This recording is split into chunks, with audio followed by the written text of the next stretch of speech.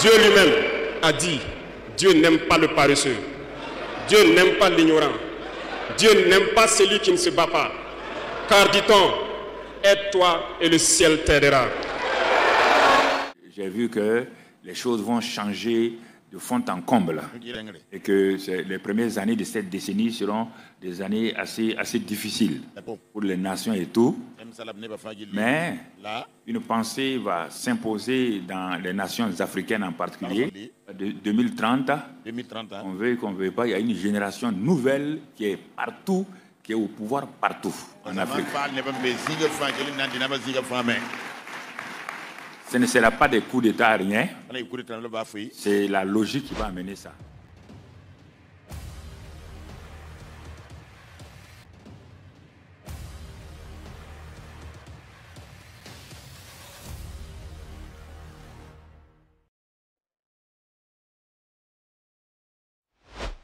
Toutes ces choses se passeront. Lorsque cette nouvelle prophétie sera accomplie, l'Afrique entière vivra dans la paix. Il y a de cela quelques jours passés, cet homme de Dieu avait révélé un message fort devant toute l'Assemblée, disant qu'il ne priera pas pour avoir un président chrétien, mais plutôt pour un président ayant un cœur pour sa patrie.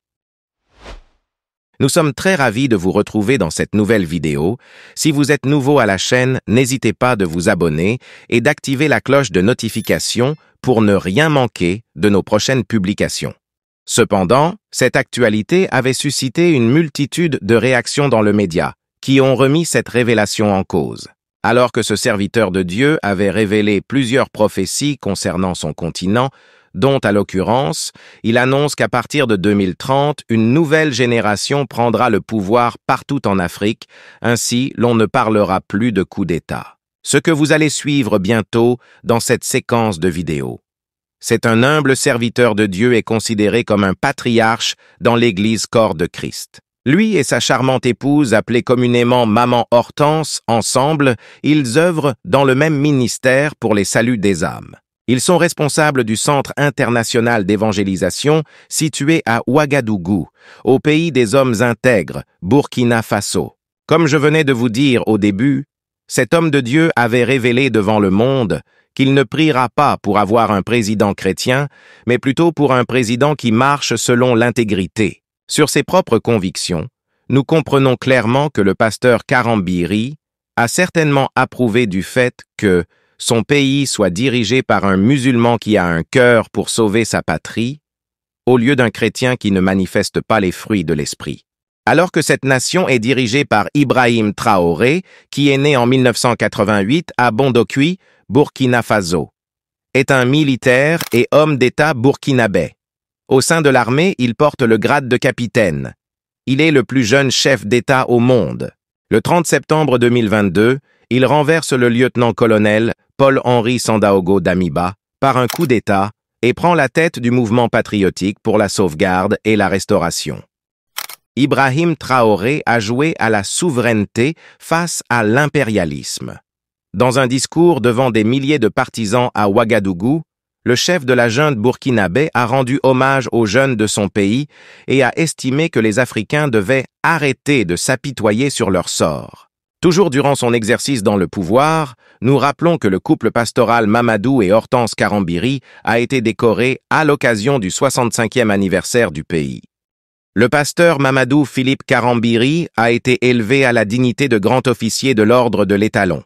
Quant à son épouse, le docteur Hortense Karambiri, elle a été faite à titre exceptionnel commandeur de l'ordre de l'Étalon.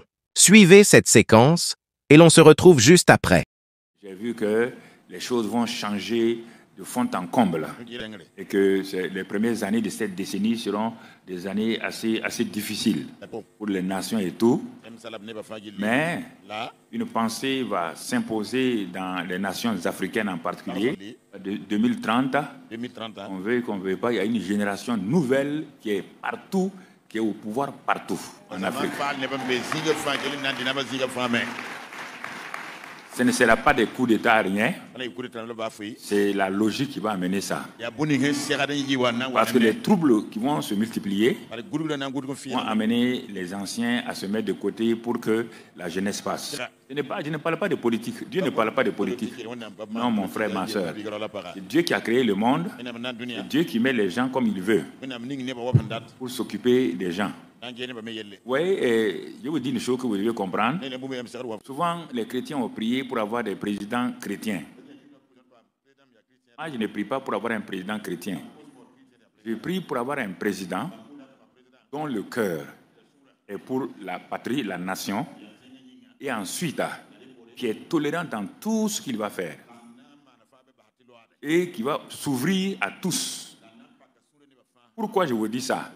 Tous les chrétiens et tous les présidents chrétiens que j'ai eu à rencontrer ces dernières années, les derniers survivants sont là. Ce sont des gens qui, dans leur église, ne sont pas mûrs. Ils sont devenus présidents. Donc, qu'est-ce qu'ils ont fait? Ils ont pris des pasteurs et des prophètes s'entourer. S'entourer. Qu'est-ce que Dieu a dit? Lui, il dit, Dieu a dit ça. Qu'est-ce que Dieu a dit pour ça? Dieu a dit ça. Lui-même, il ne demande pas à Dieu. Et c'est ainsi que la plupart des présidents chrétiens ont été honnis. Ils n'avaient ni la sagesse, ni l'intelligence, ni la connaissance de Dieu. Ils voulaient s'appuyer sur les prophéties que les gens donnaient. On ne dirige pas une nation par des prophéties. On dirige une nation par un programme économique et social adéquat. Il faut que les gens aient à manger et à boire. Les gens ne mangent pas la prophétie, ils ne boivent pas les paroles de connaissance. Non, mon ami. Non, mon frère. Et on s'est rendu compte qu'effectivement, ça a été la catastrophe. Ça a été la catastrophe. Et ça n'a pas, c'est pas allé loin. Donc c'est pourquoi il faut demander à Dieu. Quand des rois comme des Cyrus sont venus, Dieu les a mis à la place de gens qui n'étaient pas choses. Cyrus a fait, sans être juif, il a fait plus de bien à Israël que tous les rois juifs qui étaient là-bas. Parce qu'il avait la crainte de Dieu. Je préfère un homme qui a la crainte de Dieu, qui vraiment ne vole pas, sans la crainte de Dieu, qui ne vole pas l'argent de son pays, qui respecte les gens. C'est ça qui est la vérité. Un chrétien, on dit les chrétiens, il va dimanche, il danse un peu à l'église.